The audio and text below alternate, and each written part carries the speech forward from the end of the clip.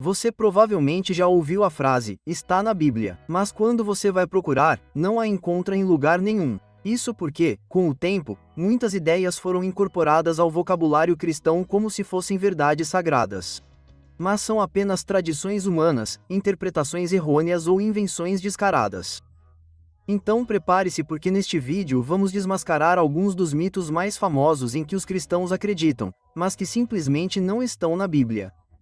Mito número 1. Quando você morre, você se torna um anjo. Este é um clássico dos funerais. Agora, ele é um anjo no céu cuidando de nós. Parece fofo, certo? Mas não é bíblico. Em nenhum lugar da Bíblia diz que os humanos se tornam anjos após a morte. Os anjos são uma categoria totalmente diferente de seres criados por Deus. Eles não são ex-humanos que foram promovidos por bom comportamento. Eles foram criados assim desde o início. Eles não são todos espíritos ministradores enviados para ministrar em favor daqueles que serão herdeiros da salvação? Em outras palavras, é um modo de existência completamente diferente. Agora, para ser justo, esse mito não está totalmente desprovido de qualquer conexão bíblica. A confusão geralmente vem de Mateus 10:30, onde Jesus diz que, na ressurreição, eles são como os anjos de Deus no céu. Mas preste atenção, Jesus não disse que nos tornaríamos anjos. Ele disse que seríamos como os anjos de uma maneira específica. Eles não se casam nem são dados em casamento. Ele estava falando sobre como os relacionamentos humanos mudarão na vida após a morte, incluindo o casamento. Mas isso não significa que a identidade humana seja transformada em angelical. Na verdade, o plano de Deus para a humanidade é maior do que para os anjos. Paulo escreve em 1 Coríntios 6:3.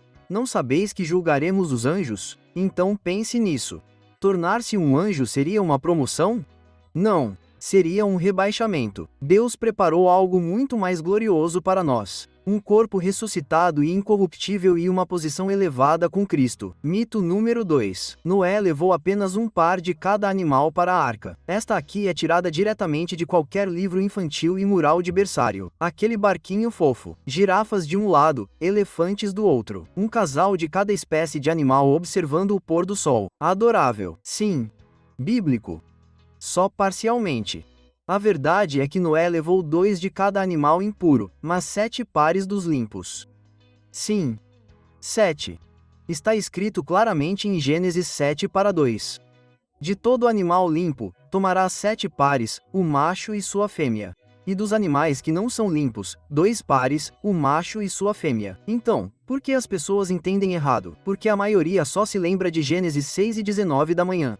E de todos os seres vivos de toda a carne, 2 de cada espécie farás entrar na arca, para os conservares vivos contigo. Serão macho e fêmea. Esse versículo dá uma instrução geral, e é o que as pessoas citam em resumos simplificados.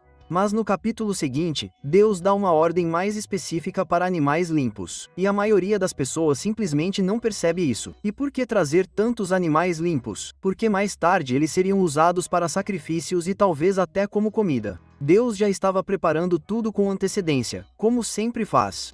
Mito número 3. Maria Madalena era uma prostituta. Aqui está outro mito que engana as pessoas há séculos. E não há um único versículo que diga isso. Sério, vá pesquisar. Maria Madalena nunca foi chamada de prostituta na Bíblia. Essa ideia foi espalhada pela cultura pop e até mesmo por alguns líderes da igreja, como o Papa Gregório I, no século VI. O que a Bíblia realmente diz é que Jesus expulsou 7 demônios dela, o que mostra que ela tinha um passado conturbado. Mas isso não significa automaticamente prostituição. A verdade é que Maria Madalena foi uma das seguidoras mais fiéis de Jesus. Ela estava lá na crucificação quando muitos discípulos fugiram e ela foi a primeira a ver Jesus ressuscitado. Isso é muito importante. Então, vamos honrar a história dela da forma como a Bíblia faz, sem adicionar rótulos que Deus nunca deu. Mito número 4. O dinheiro é a raiz de todos os males. Essa é uma daquelas coisas que as pessoas têm certeza de que está na Bíblia, mas não está. E não é apenas uma interpretação errônea. É uma citação errada. O que a Bíblia realmente diz em 1 Timóteo 6:10 da manhã é que o amor ao dinheiro é a raiz de todos os males. Essa pequena frase, o amor ao dinheiro faz toda a diferença. Em outras palavras, o dinheiro em si não é o problema, é o amor descontrolado por ele, a obsessão, a ganância, a idolatria. O dinheiro é apenas uma ferramenta. Ele pode ser usado para o bem ou para o mal, dependendo do coração de quem o possui. Existem pessoas com pouco que são extremamente gananciosas e pessoas com muito que são generosas, usadas por Deus para abençoar os outros. O que a Bíblia condena é o desejo de ficar rico a qualquer custo. Esse espírito de cobiça que faz alguém vender sua alma, por status, poder e conforto. Paulo continua no mesmo versículo, que, enquanto alguns cobiçaram, eles se desviaram da fé e se atormentaram com muitas dores. Então, não, Deus não odeia dinheiro. Ele odeia ver dinheiro ocupando o lugar dele em seu coração. O problema não é uma carteira cheia, é uma alma vazia. Mito número 5. Se algo ruim aconteceu, é porque você não orou o suficiente. Isso parece super espiritual, mas na verdade é uma teologia terrível. É a ideia de que coisas ruins só acontecem quando você não ora o suficiente. Basicamente, isso transforma Deus em uma espécie de gerente de atendimento ao cliente divino. Você ora, ele conserta as coisas. Se você não ora, ele lhe envia problemas. Mas isso não é cristianismo. Isso é superstição. Jesus orava constantemente e foi traído, preso, espancado e crucificado. Paulo era um homem poderoso de oração e foi perseguido, preso, apedrejado e passou fome. Estevão orou e foi apedrejado até a morte. Então, claramente, a oração não é um campo de força que bloqueia todo o sofrimento, é uma conexão com Deus em meio ao sofrimento. Sim, a Bíblia diz para orar sem cessar, mas ela nunca promete que a oração irá te proteger de todos os problemas.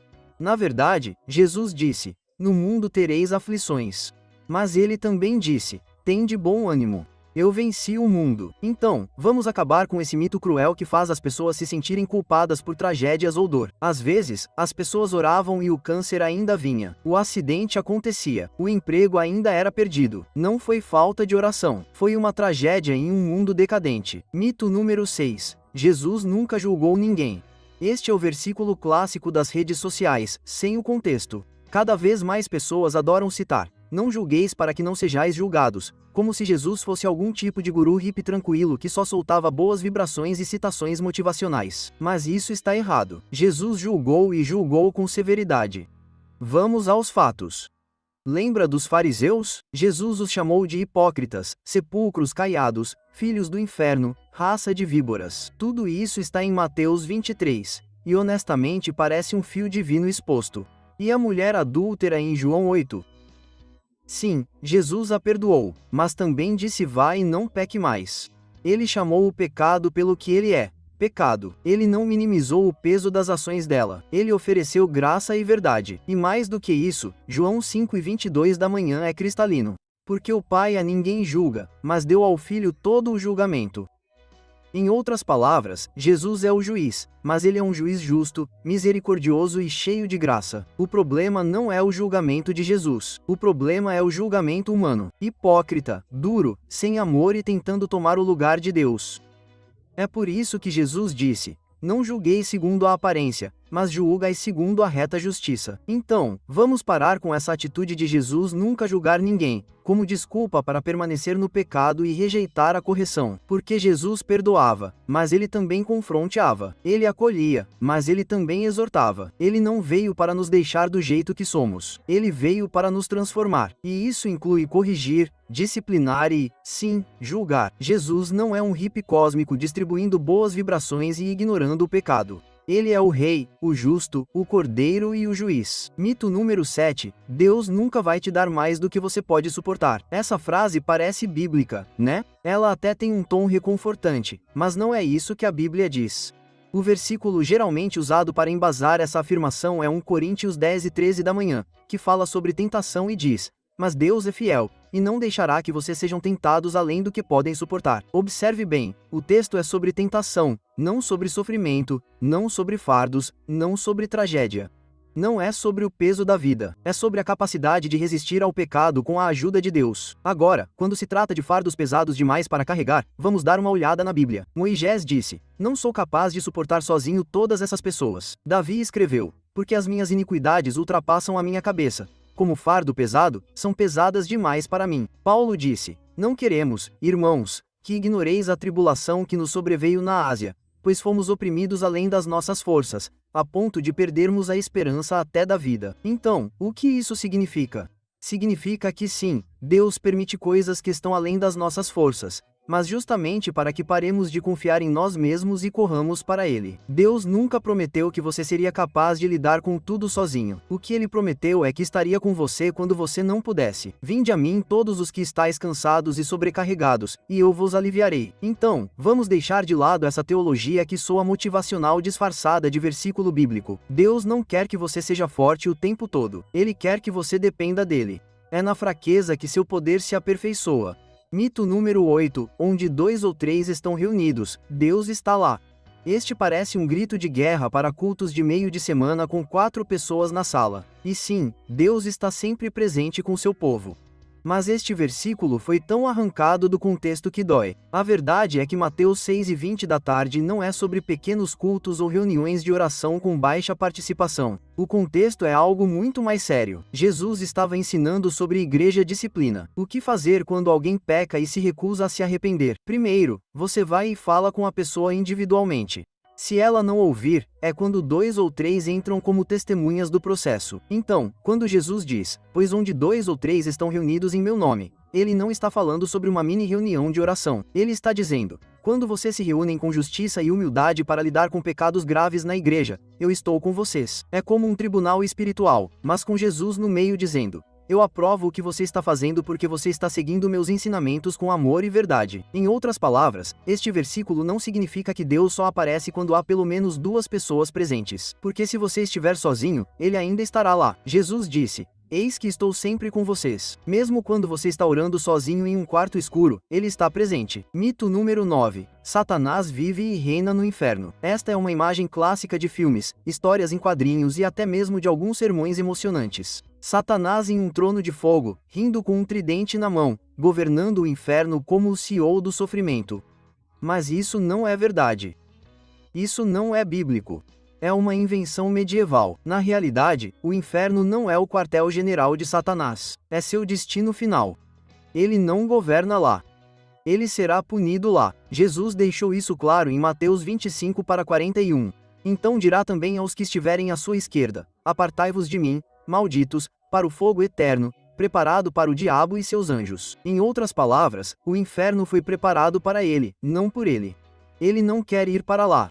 E ele não tem autoridade lá. Então, onde está Satanás agora na terra? Isso mesmo. Ele anda em volta, buscando a quem possa tragar. Ele tem acesso ao reino espiritual e influencia ativamente pessoas, sistemas e culturas. É por isso que Paulo o chama de Deus deste mundo e príncipe das potestades do ar. Mas a cruz já selou seu destino. Ele está condenado e seus dias estão contados. Apocalipse 2:10 da manhã revela o fim. E o diabo foi lançado no lago de fogo e enxofre, onde estão a besta e o falso profeta. Mito número 10. O fruto proibido era uma maçã. Este até se tornou o emoji universal para o pecado. Toda vez que alguém menciona Adão e Eva, a imagem mental aparece, uma maçã vermelha e suculenta.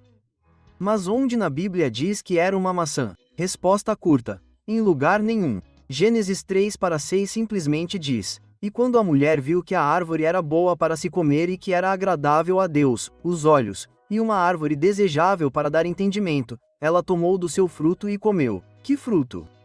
Mistério. Poderia ter sido um figo, uma romã, uma tâmara, uma uva. A Bíblia não diz. Então, de onde surgiu a ideia da maçã? Culpe os latinos. Na tradução da Vulgata Latina, a palavra para mal é malum e a palavra para maçã também é malum. Alguém pensou que o jogo de palavras era teológico. E pronto, o mito nasceu. Maçã é igual a pecado. Agora, se você quiser se aprofundar em seu estudo da Bíblia, confira meu recurso exclusivo, Mapas Mentais de todos os livros da Bíblia, elaborado para tornar seu aprendizado mais fácil e eficaz. Você também receberá materiais bônus para levar sua jornada bíblica para o próximo nível. Não perca! Clique no link na descrição para obter acesso instantâneo. E antes de ir, não se esqueça de assistir ao próximo vídeo que está aparecendo na sua tela. É um que você não vai querer perder. Fique em paz e até a próxima!